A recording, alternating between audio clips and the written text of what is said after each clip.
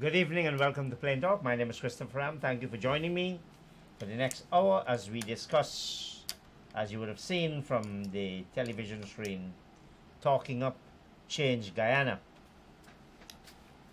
Talking Up Change Guyana this evening is Mr. Nigel Hinds, a chartered accountant who is the prime ministerial candidate for one of the newest political parties in town.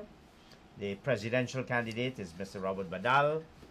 Mr. Badal was supposed to have been on this program this evening. He, however, said this afternoon he had a scheduling glitch and he would not be able to make it. But we have the prime ministerial candidate on the program, and I'm sure he's going to do an absolutely terrific job. Welcome, Nigel. Yeah, thank you, Chris. Good Now, to be here on Plain Talk. Now, in the past, you have been on Plain Talk before, many times. You wore a slightly different hat then. Well, I was part of the private sector and looking at the issues that confront the country in terms of the challenges we all face, whether in the private or public sector. And one of the topical issues I think we discussed on your program was the production sharing agreement with Exxon. But I think we also discussed some general areas of concern like GCOM and the no confidence motion. Yeah. But yes. now I'm here as a candidate for Change Guyana. And, I'll expand on our policies and vision for Guyana, which include, I can start with the Ease of Doing Business in Guyana report by the World Bank, the 2018 report, where the American ambassador spoke of some of the barriers to development. And some of the key ones she referred to was the unreliable electricity, the tax system that is difficult to maneuver and has excessive tax rates. And then we can go to the Ease of Doing Business report by the World Bank, which focused on, or at least referenced Guyana in terms of being 134 out of 190 countries in its ease of doing business. And these are things that have a direct impact on the quality of lives of Guyanese. And Change Guyana is all about improving the quality of life of Guyanese through accelerated economic development. Well, it's good that you mentioned the ease of doing business. But it's interesting that you raise that immediately when we have matters like governance, the assault on democracy, the perennial problem of security, threats to the environment, and your favorite visceral oil contract story. Where do these things rank in relation to the doing business in Guyana?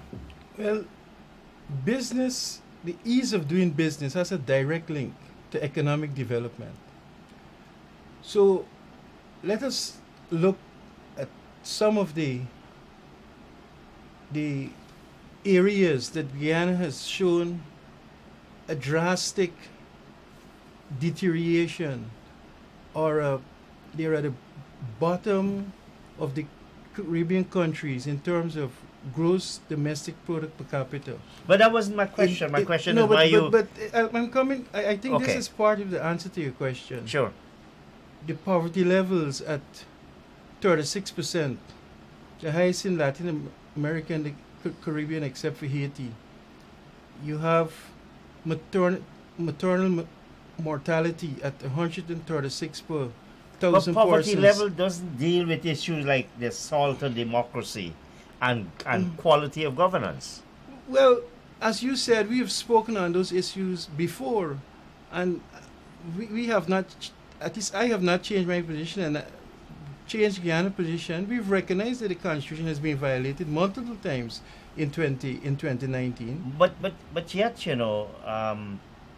I've always said I'm very sympathetic to new political parties, and that would include Change Guyana.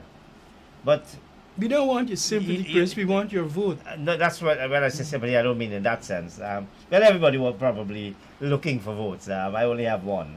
Well, one Um, but the point, that's what we have.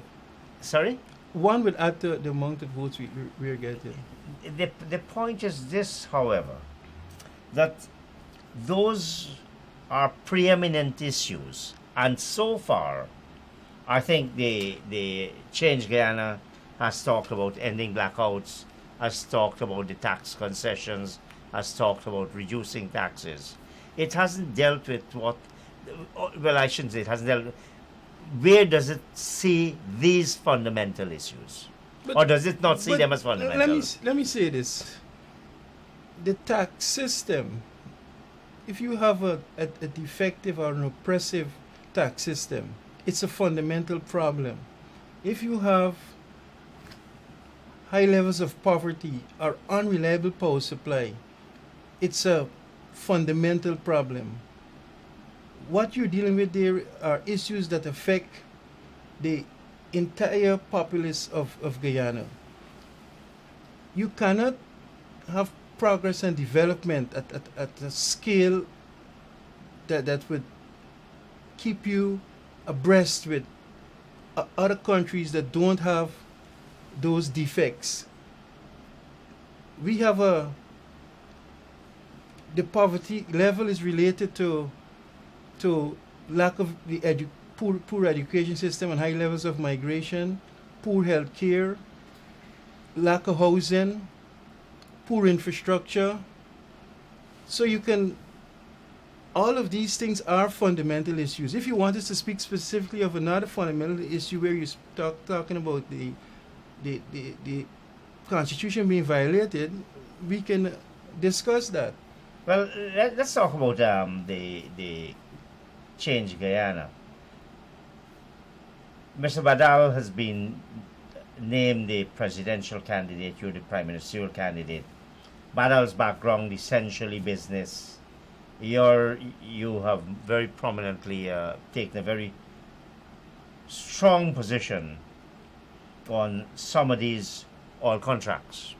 Correct. Now, is it that those issues going to be the dominant themes of this party that you and Mr. Badal have come together to bring about? Absolutely. One of the first things we did is we issued a press release that iterated our position on the production sharing agreements, not just with Essan and Nixon and Hess, but also all of the oil contracts, that we will have these contracts reviewed by a reputable team of international lawyers. And we spoke to some of the disadvantageous terms that many commentators have referenced. So it is not as if we have, at least I have had to change my position because I'm part of a political... my question was that maybe that is the case. No, I'm not suggesting it's not. Mhm. I'm saying that the fact that that has characterized your public utterances, maybe that would help to signify and define the nature of the party. Well, that's one of the one of the concerns we have. But our primary focus is using the private sector as an engine of growth that takes us beyond just the numbers and the statistics. Because as you know, with the coming production of oil, it's been projected that Guyana GDP would grow by 86% by some references, but that doesn't transcend to Well, that's upgrade in the nonsensical quality because of life of Guyanese. 3/4 of that goes abroad anyway. abroad. So the point it's I'm absolute making, nonsense. the economic growth we're looking for and economic development encompasses improvement in health care, access to education, reduction in poverty, increasing infrastructure development.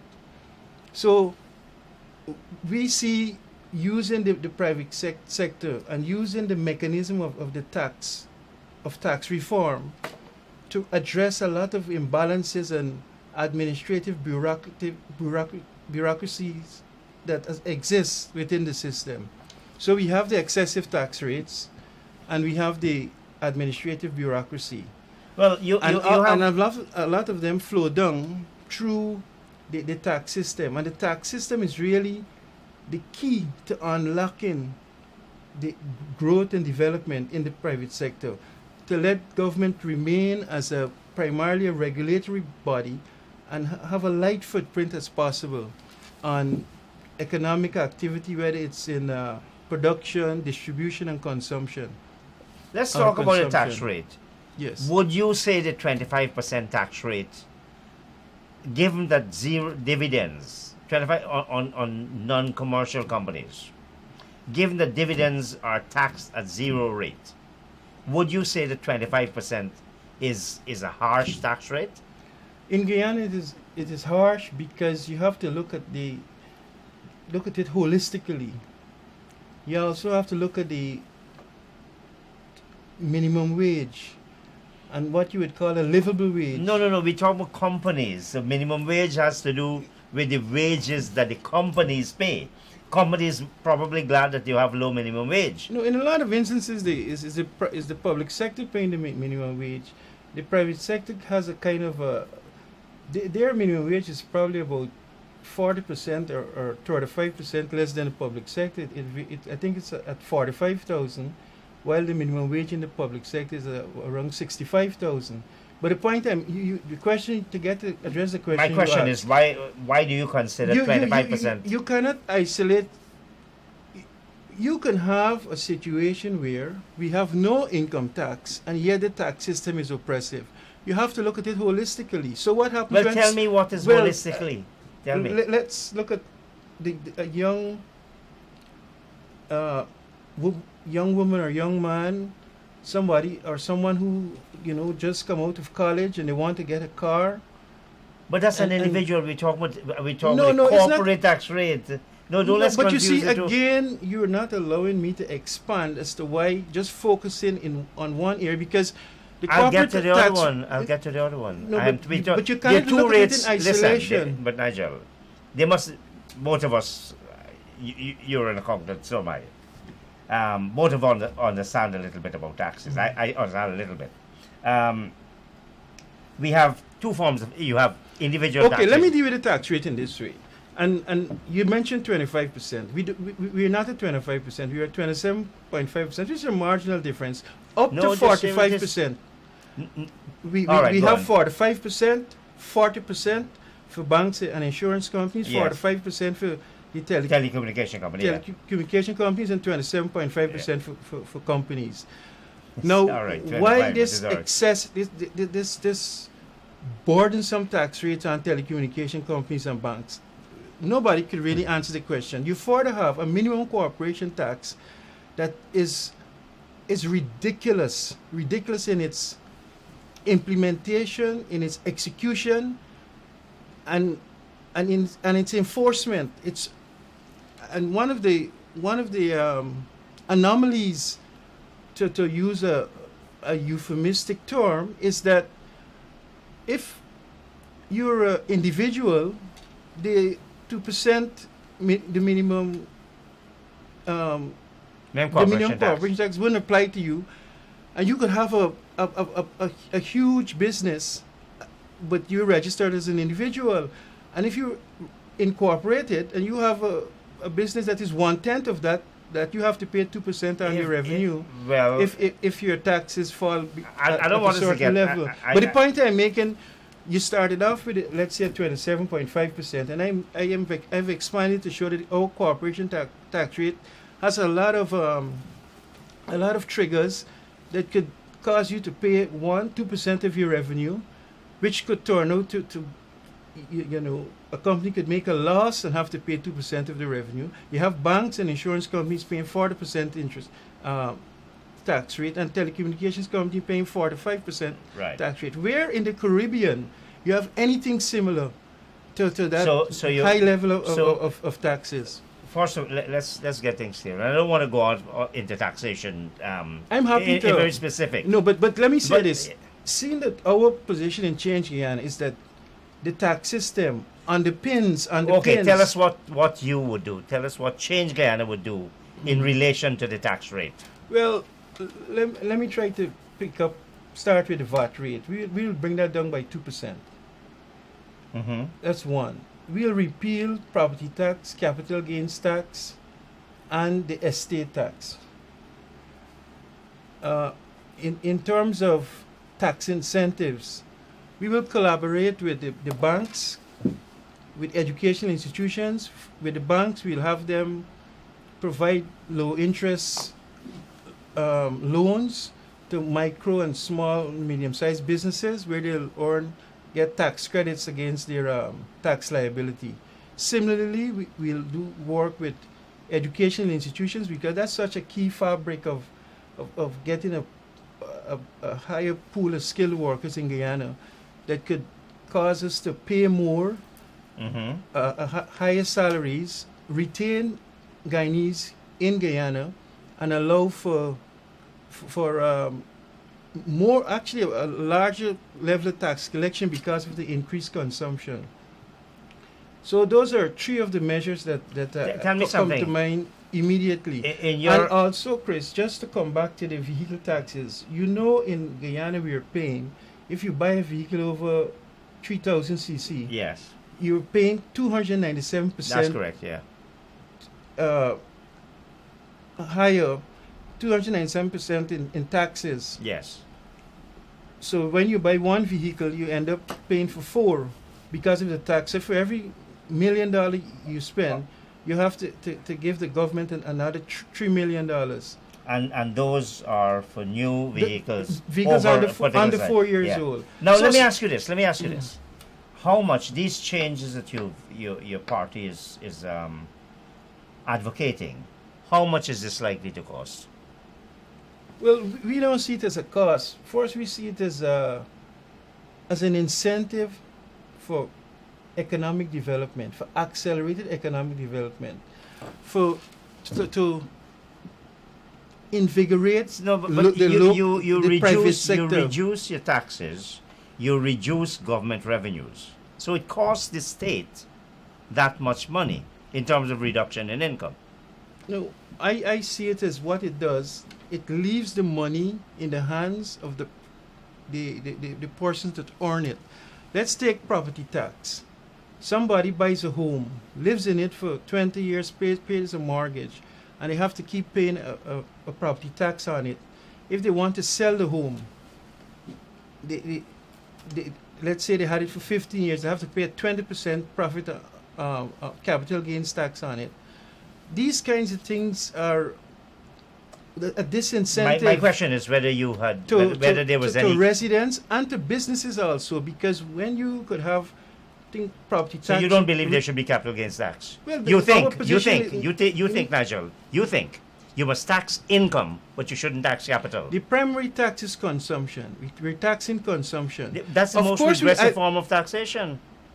Consumption taxes are the most regressive form of taxation. No, I don't agree No? with that. It depends on how you structure the taxes and what what types of consumption are taxed. Mhm. Because, for instance, you can use there's zero rate, exempt, and all of these things that could You're cater talking for about VAT now. Of course, our consumption tax is the VAT tax. So Well, you have it's in excise that tax as context- well. You do have excise tax as well. Well, excise tax is charged on our imports. It is a consumption, yeah. Okay. Yes, well, but I'm not saying to No, do but- away with income taxes at all. I'm just saying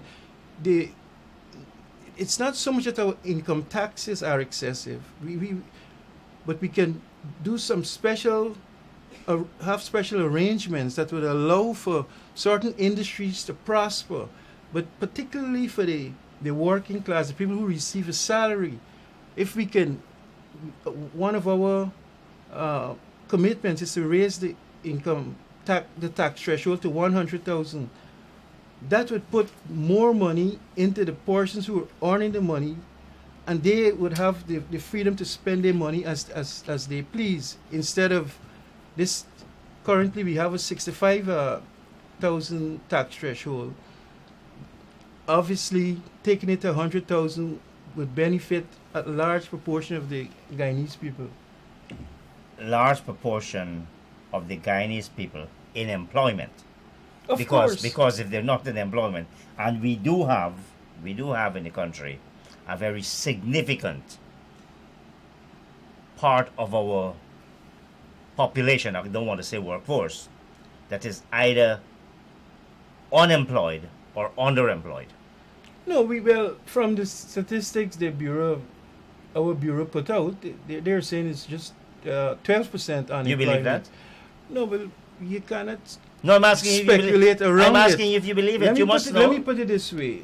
So you're saying you accept So that they're figure? saying correct? our workforce is about 300,000. 12% is 36,000 persons are unemployed. The fact is, we will address the unemployed and the impoverished and the extremely impoverished with different measures, also with using the tax system. But to just brush aside the fact that raising the tax threshold will put as much as $9,000 each month into, or over $100,000 each month into the persons who are paying taxes at above $100,000 Mm-hmm. is not recognizing the hardships that people face, and considering that the cost of living in Guyana is just at a very conservative level, is at least $120,000 per month. So to raise the income tax threshold and leave the monies with the people, instead of it going into the consolidated fund, where the spending has been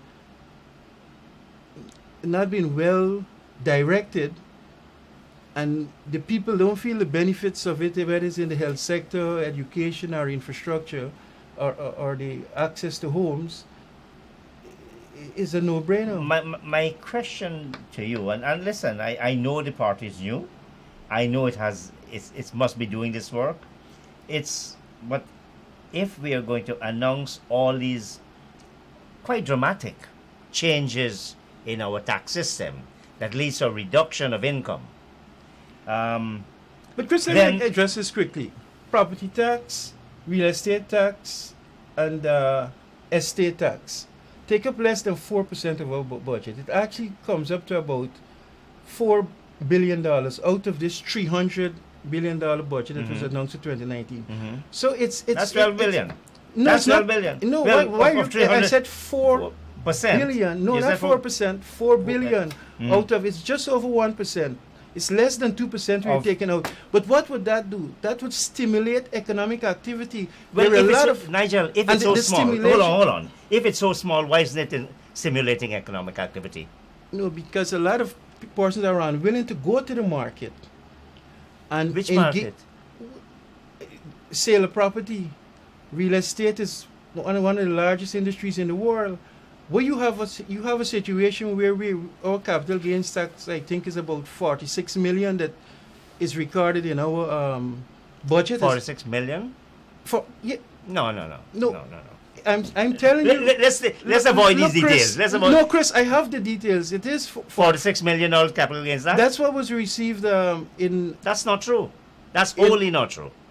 That's wholly not I true. can pull out numbers and show you right All right, now that it is for No, but $46 the million. point is this. The point is this. But Let's get but back the to overall point is those those three taxes alone are very minuscule and marginal compared to, let's say, VAT, corporate income taxes, PAYE, Well, and You excise see, taxes. What I like about And those are the what I like four is- main areas what that I like we about this, obtain what I taxes like from. about this, we are saying in our political landscape now, persons are being defined by by the tax policies. Clearly, the wealthy who make lots of money on capital gains, and part of the reason, as you know, Nigel, is that capital gains on shares in public companies. And you know public companies, the share prices have skyrocketed. No capital gains. But in the case of income, but that's fair. No, all I'm asking the point you're making, because the reality is we don't have a functioning stock exchange. All right, let's very move on. illiquid. You can't go now and trade for a share in banks IH, and let's say you put in a bid and you all right, you get all right, or any company. I want to get back any of the to, I want to get companies on back the to this stock because when exchange. we talk about your investments, we will have to say, well, how do we finance it? You're not going to finance it by taxation. How do you finance your plans for economic development, infrastructure, etc.? Well, some of the key policies to economic development is restructuring the tax system. So, if to be more specific, we will look at setting up free economic zones. We will be looking at dealing with, especially with the oil and gas industry on the horizon, having a local content policy agency. I've already spoken to raising the Threshold? the tax threshold. All of these measures economic activity, increase economic activity, the repeal of the property tax and the capital gains tax. It's done with a focus. It takes away a lot of the administrative bureaucracy. Do you realize what you're saying? Trump has just done in the United States of America. He's reduced taxes from 35% to 21%.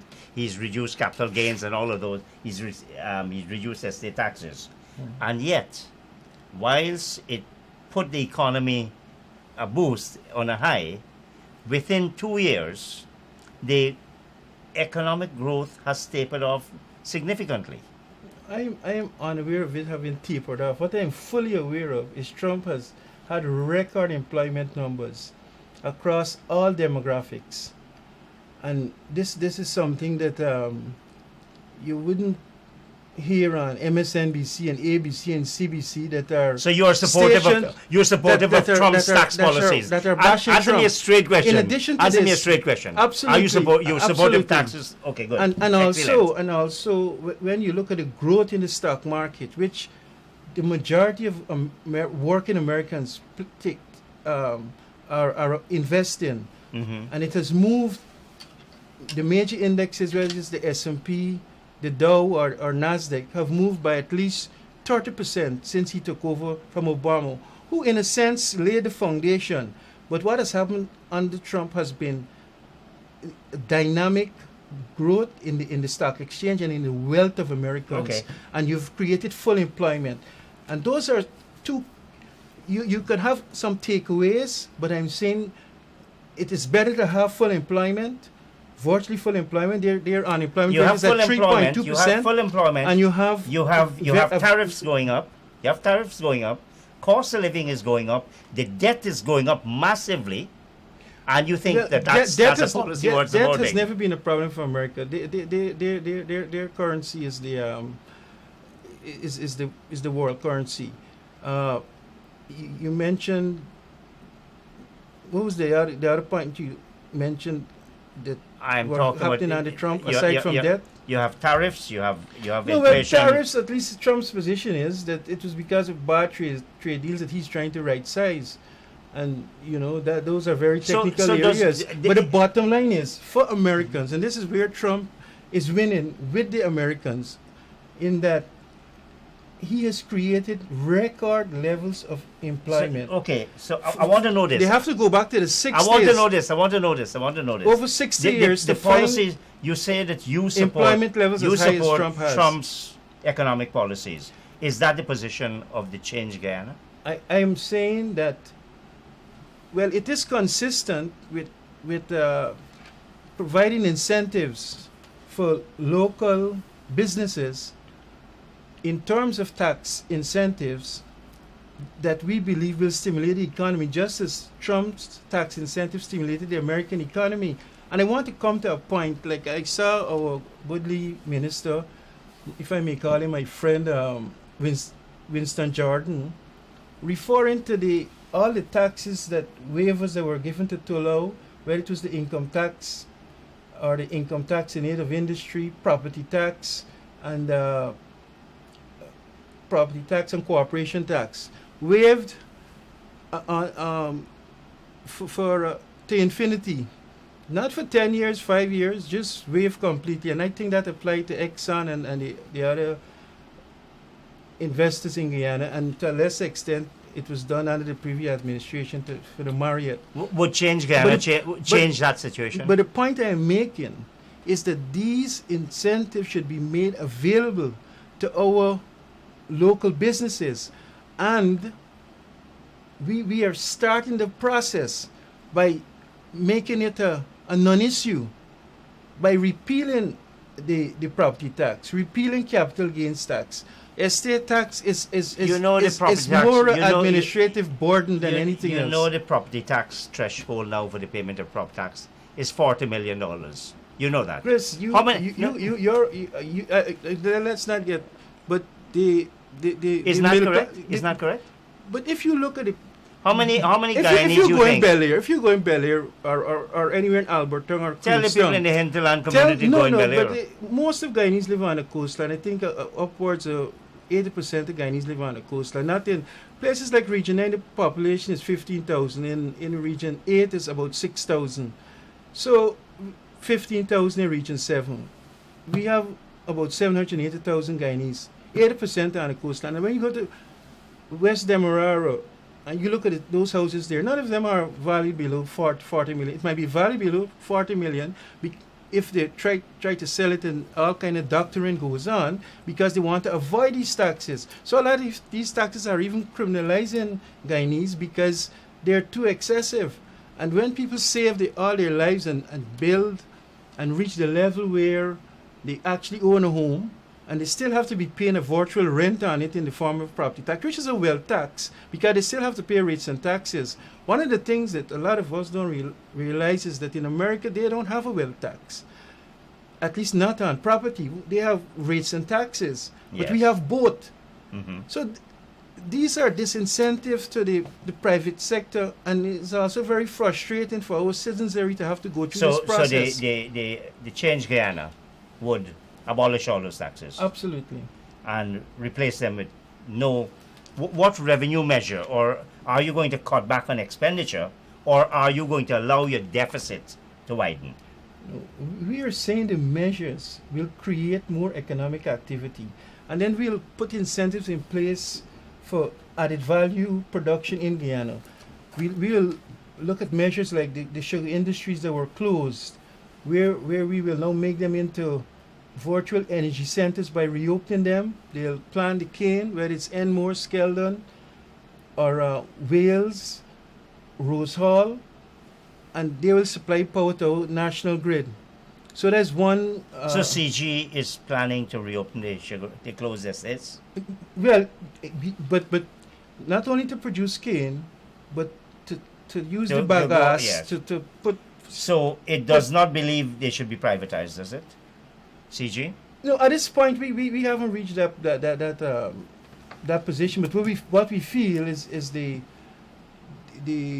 shutting down of the estates and putting 7,000 sugar workers out of employment without any alternative was one of the harshest measures. I think the harshest measure that has happened under the current government. And I'm not about, one government versus the other, but it's just a policy that was bad for Guyana, and particularly and extremely bad for the sugar workers on those estates. Now, the Change Guyana, you and Mr. Badal, have entered the arena after Justice and Liberation, New and United Guyana, Fed Up Citizens Initiative. What prompted the timing of the launch of Change Guyana? We were in discussion for several months. The actual time, whether it was a day later, a week later, a month earlier, ideally, if this had happened a year earlier, the preparation for elections in Guyana is not an easy process.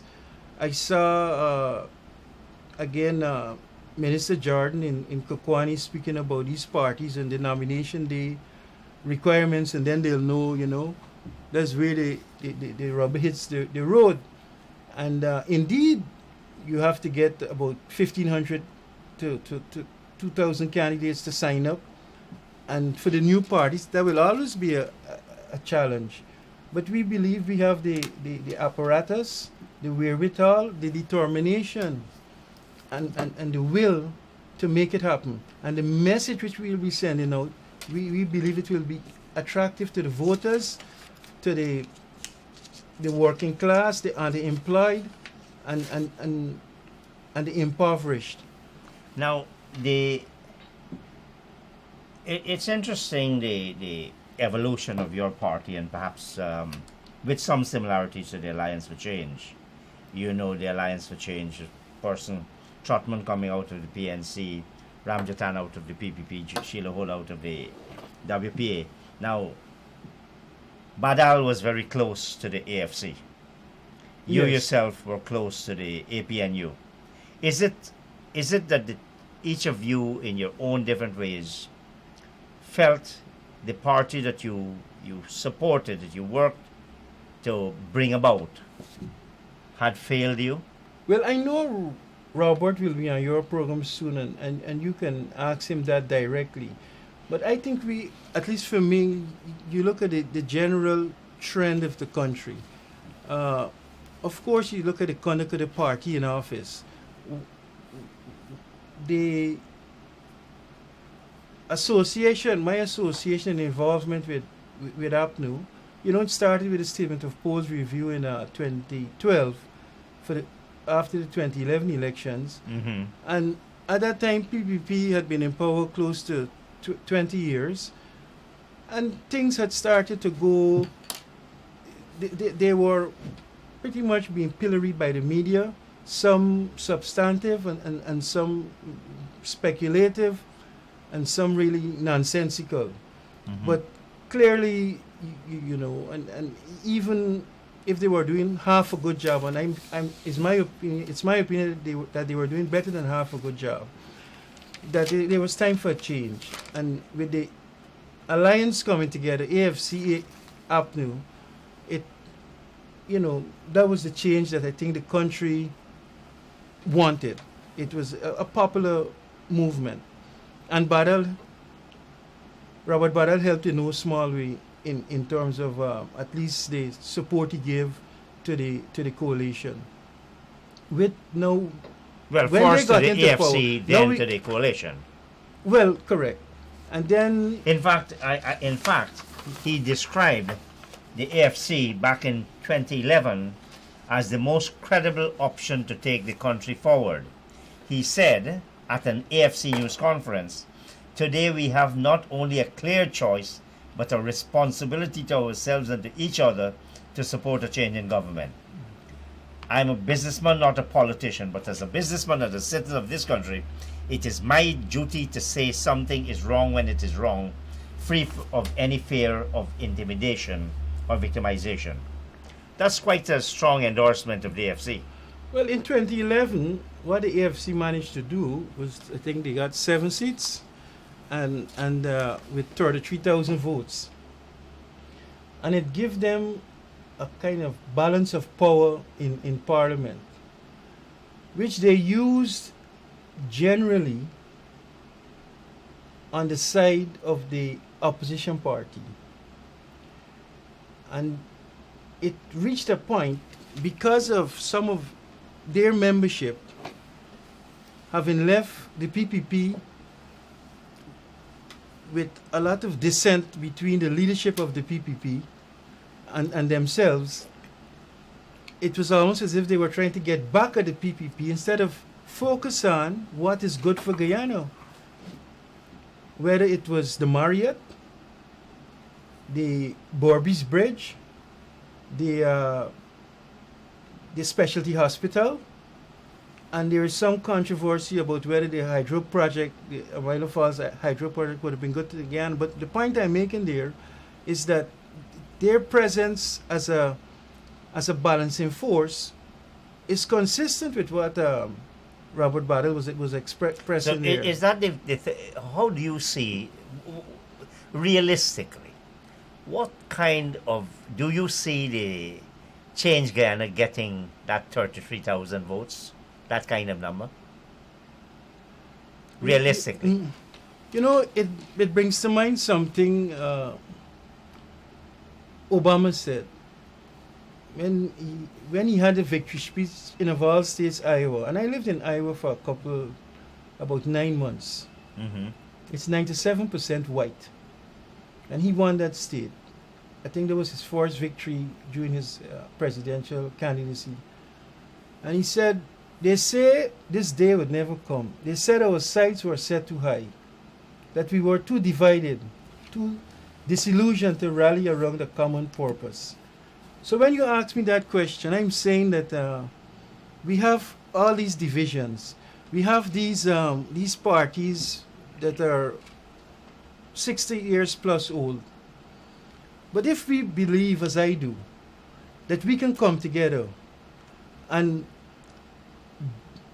When you say we come together, the people, when people come together around Change Guyana message, our message of economic prosperity, of reducing poverty in measurable and in significant ways. But Nigel, whether we like it or not, whether we like it or not, in another, come next year, 2020, we will have had economic prosperity based on your traditional measures. I don't accept GDP. No, but the GDP cap is one measure, but what we look at when we speak of economic development, it's not just GDP. But remember, my question to you was: do you expect to get? Do you see yourself getting the same kind of success? And you invoked the Obama experience. Yes. Well, we absolutely believe that we can get over 30,000 seats. 30,000 votes. Yes, 30,000 votes. Yeah, get 30,000 seats would be. No, that's a mistake. But let's forget that. Now, you have said, I think one of the clippings I've seen is that the Change Guyana will not be joining the big parties. Would you then be prepared to join any smaller party? As Change Guyana, we feel has the best policies to take Guyana forward. We're open to meeting with the other new parties, and what comes out of that. But they were there before you. No, the before and after is irrelevant. The fact is because you're the new kids on the block. No, well, you have to look at the caliber of the people in the party, the kind of network they have, because you can get, as I discussed with someone earlier today, you can get someone coming out in November with a party, but because of the network they have, the support they have, they can get a number of seats in the parliament. So it's not about who comes out 6 months before. No, I use it because you said the new party, but we were talking. But we're all new parties. None of them contested in the last elections. Would Change Guyana be prepared to join with the other political? I'm saying we're open to discussions with the other new parties. Meaning what? Well, of course, if you're open to discussions, that means that you can come to a position that yes, we will have some kind of a coalition, or no, we'll go forward alone. But as we stand now, we are focused on getting our message out to the people in terms of the policies that we have. You know, whether it's for, let's take the person living in poverty that is very vulnerable and has no income. One of the proposals we have is we will set up agencies that with officers who can go out, have those persons come in, get tax returns done for them. Even, of course, it will be zero income, and I don't know, they won't have any expenses, but they submit that to the tax office, and they get a 500,000 in return from the treasury, and those are the things From the tax office? well, not but through that process, just like how the tax office gives, when you file into IRS, you get a refund. Hmm. Right? You get a refund of what you've paid. No, there is non-refundable and Okay. prepaid and refundable money. So So we it is talk- not, you don't have to pay anything to We're talking to about joining get, with to the have a parties. tax liability So you, to get you a would, refund. you So would, but the point I'm making there, all of this will help to lift people out of poverty and into we understand that. We is good understand for that the because economy. we're on to a different issue now. The question of who you'd be Mhm. prepared to coalesce with. Definitely with the big parties. And when you say the big parties, you mean the old parties. Yes. They- Now, Mm. what kind of barriers you see in the smaller parties getting together, coalescing into maybe a single unit? You know, the interactions we've had so far have generally been positive. But a lot has to be done to take us to the point where you can have a new party, like a new coalition. But I think that's putting the cart in front of the horse. Right now, Change Guyana is focused on, we have a press conference every Tuesday. We invite you to the next one, and within the next 3 weeks, we'll be talking about one of my favorite issues, oil and gas. And the first press conference, we dealt with the unreliable power supply. The second one, we dealt with the tax incentives to accelerate economic development. And I think we'll be looking at the state entities next week. When does governance and constitution get into this discussion? You know, that is like flogging a dead horse, because Constitutional change is a dead horse in Ghana? well, Chris, we've had our constitution change. I think the last change was when 2002, 2001. Then we had something done in 1980. But the fact of the matter is, we have been told that the constitution is the supreme law of the land. Then the courts are could rule for matters in the constitution that the average child in high school, using common sense, would come up with a better ruling, like happened when they declared that 33 was That's not. an anomaly. No, but it's not That's really an an anomaly. anomaly. The fact is there are certain things No, that but- happen. but But I- I want to go beyond No, that. I want to get your position. No, but Nigel. I want to go Nigel, beyond hold that on. because I this know is you very want to go important. No, this No, is important. excuse me for I'm asking interrupting you. I- Let me say this. We dealt with the court and the constitution because every time there's a constitutional issue, you can go to the court and, in a sense, neutralize the constitution. And then further than that, you can have a president who has executive power, and once you're in power, he is supreme to the constitution and the courts. Nobody is supreme to the constitution. But that is the reality in Guyana. no. But isn't that So to say nobody is supreme to the constitution and the courts is not dealing with the reality, because we have. Nigel? But isn't that why we need constitutional reform?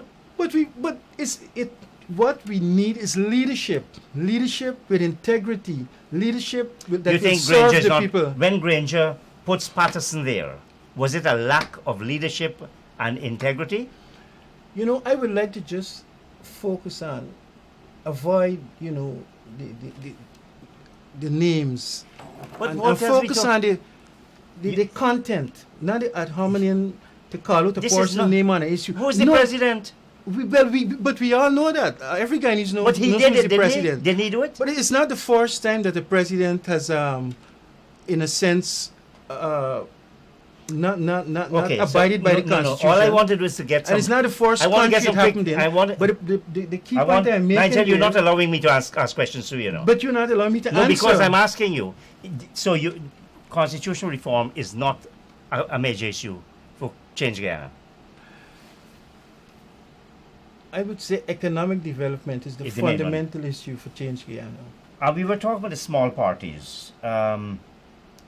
What kind of, even in the absence of a coalition with the smaller parties, what kind of practical arrangements you see? You mentioned just now, Nigel, that on election day, Yes, and even on nomination day, that's you right. need close to 1,500. Yeah, On over 1,500. on election day, you probably need about 2,500, because if you're to man every single polling booth That's in right. this That's country, right. You're looking at actually about 5,000 if you want two persons, 2%. at every polling station. How can these smaller parties manage in that kind of environment? You know, sometimes small clusters of people coming together can make a change and build a momentum when their voices are heard and when our policies are heard. And as we go out into the communities, we will attract the kind of support and the numbers that will allow us to have the scrutineers needed to monitor at the different polling stations and the candidates to contest across the country. You see a threat to free and fair elections, or from what has been happening in the past several months? It's like asking me if, you know, if you see somebody. Nigel, you're a politician, you got to answer tough No, questions. no, there's nothing tough about the question. It's Okay. quite obvious to me. You know, it's like checking the pulse of a dead man to see if he's alive.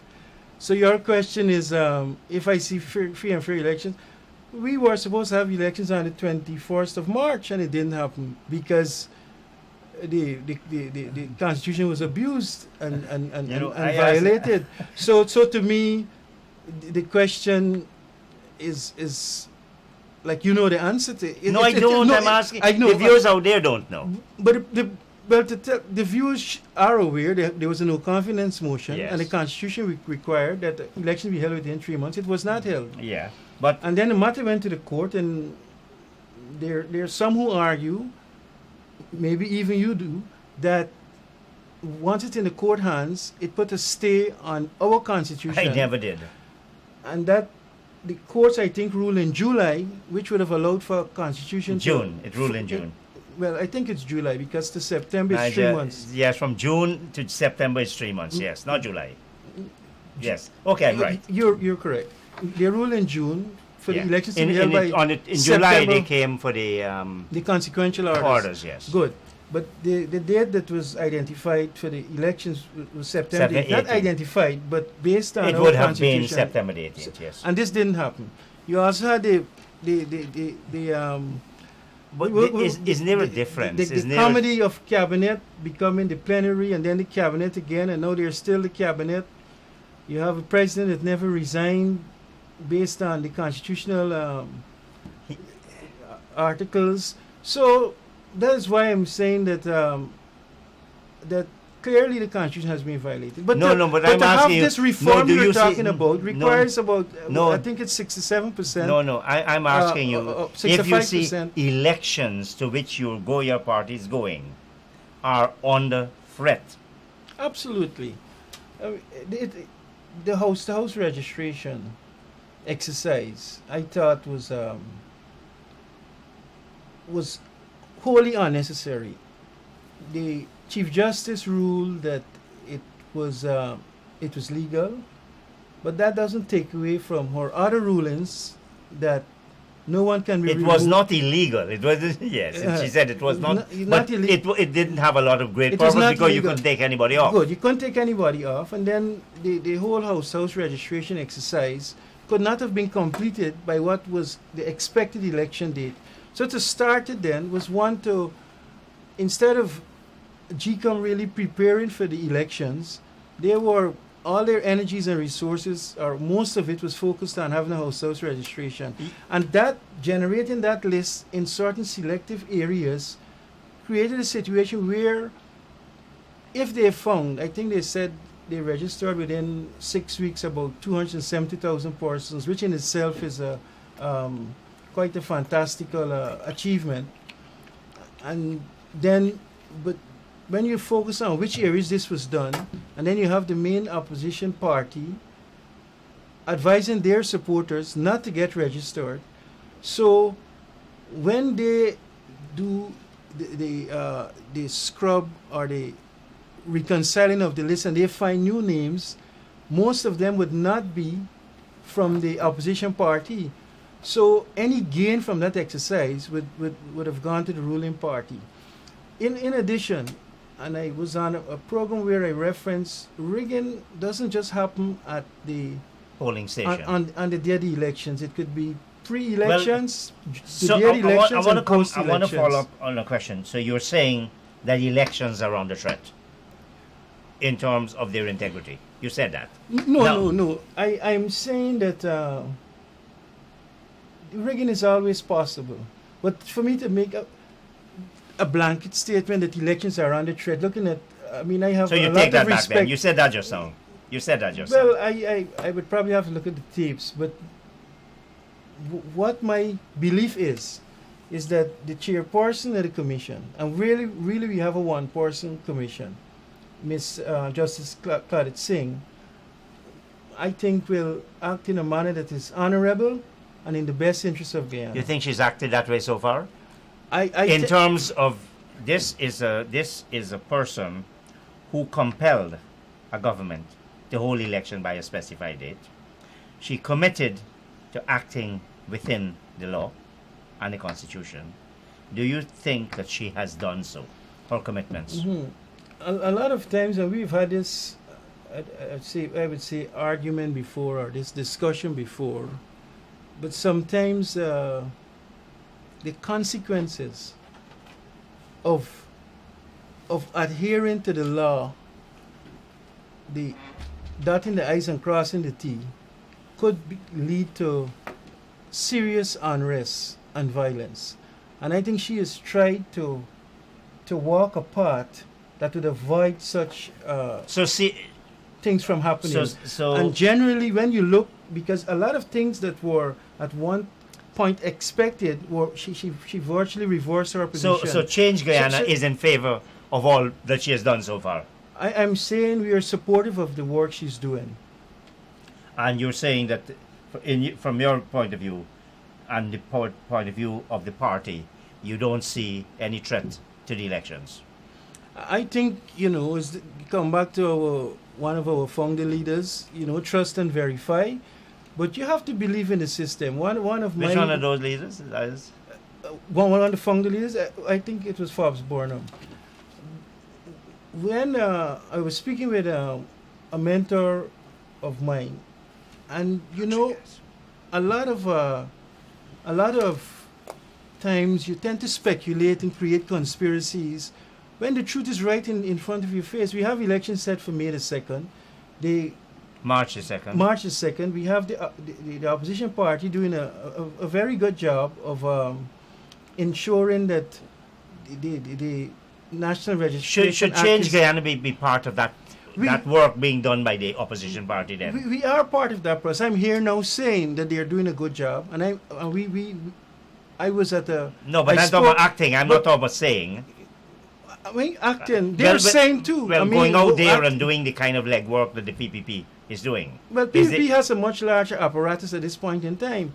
But I spoke at the Red House only about in September on the same matter of elections, and we at that point Change Party had not been Change Guyana had not been launched. But the point is, it's been launched now. We recognize that we got just about 1.5 minutes. I want to ask you, so far, all we've seen is the presidential candidate and the prime ministerial candidate.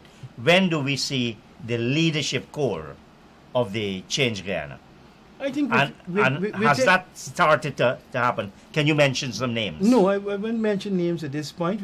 A lot of people are supportive of us. We think within another 30 days you'll see a core group that, as you refer to them as the leadership group. We have an office in Kingston that is open and has a staff, and we're doing a lot of work now on social media, and we have over 1,000 persons have signed up as either members or volunteers or candidates, and we're in we're not yet in the trenches doing the work. We haven't gone out into the communities, which will start happening from next week. But right now we're reaching out to people through the media, both the printed and and social media, and we think our message is resonating with the people, as you can see from the daily newspapers. The operator is signaling to me that we must wrap up. Mr. Nigel Hinds, Prime Ministerial candidate of Change Guyana. Thank you very much for coming and playing talk. Operators Thank and you. viewers, thank you and good night.